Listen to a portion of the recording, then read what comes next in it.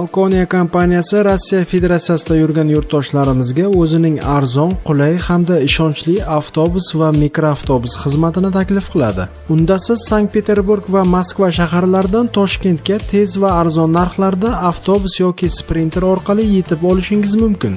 Reyslar vaqtini ekrandagi raqamlarga qo'ng'iroq qilib bilib olish imkoniyatiga egasiz.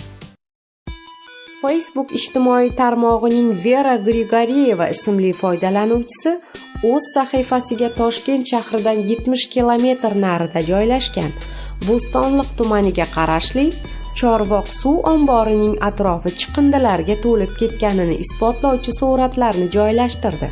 Bu haqida Daryo.uz ma'lum qildi. Uning yozishicha, shamol ushbu chiqindilarni tepalik bo'ylab u yoqdan bu yoqqa qarab uchirib tashlagani sabab 1 kilometrga yaqin hudud qora va oq polietilen paketlarga to'lib ketgan.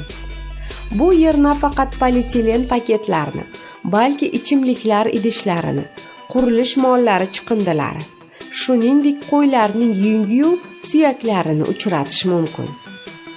Ushbu post ostida bildirilgan izohlarga ko'ra, bu kabi holatni suv omborining boshqa chekkalarida ham uchratish mumkin. Ayol jamoatchilikni bu kabi ifloslanishlarga qarshi kurashishga chaqirgan.